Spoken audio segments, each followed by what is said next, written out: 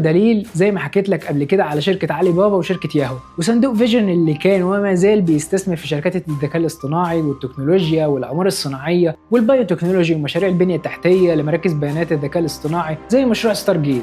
كل الكلام ده يوصلنا لسؤال الحلقة، في رأيك هل الشركات الصينية هترحب بشراكة مع سوفت بانك في نفس الوقت اللي هو بيدعم فيه شركات أمريكية منافسة؟ ليه الولايات المتحدة ما بتعترضش على تمويل سوفت بانك لشركات تكنولوجية صينية رغم منافستها الشرسة لشركات التكنولوجيا الخاصة بتاعتها؟ ولو حصل الصراع وغالبا ده اللي هيحصل، تفتكر مساويشي هيفضل أنهي طرف على حساب التاني؟ والسؤال الأهم، تفتكروا ليه ما عندناش شركات زي سوفت بانك بتدعم شركات التكنولوجيا الناشئة والذكاء الاصطناعي في وطننا العربي؟ هل احنا ما عندناش شركات عربية تقدر تمول الشركات الناشئة في المجال ده؟ هل المشكلة في التمويل ولا في التكنولوجيا ولا في بيئة الاستثمار اللي تسهل الاستثمارات دي؟ هتابع اجاباتكم نفسي في التعليقات. فلو عجبتكم الحلقة وحابين تشوفونا تاني، اشتركوا في القناة وفعلوا الجرس ورشحونا لاصحابكم. لو عجبكم المحتوى